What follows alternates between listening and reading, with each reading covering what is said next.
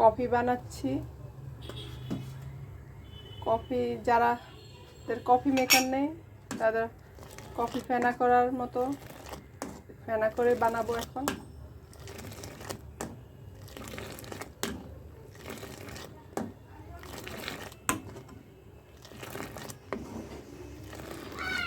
যেভাবে করলে কফিটা ফেনা হয়ে যায়। গরিবের কফি মেকার। এই যে অনেক ফেনা হয়ে গেছে। এরকমভাবে যতক্ষণ করা যাবে ততই ফেনা বেশি হবে। আর আমি কফি বানাইলে এভাবে বানাই, তাই অনেক ফেনা হয়। কফির ভিতর ফেনা থাকলে খেতে সবচেয়ে মজা হয়, এজন্য আমি এইভাবে বানাই। এই যে অনেক ফেনা হয়েছে, এখন কাপে দিয়ে দিব।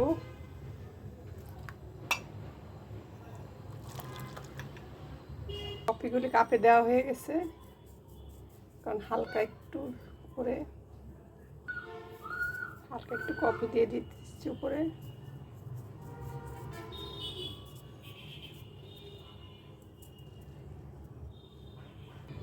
এই যে তৈরি করে ফেললাম কফি, অনেকটা ফেনা হয়েছে।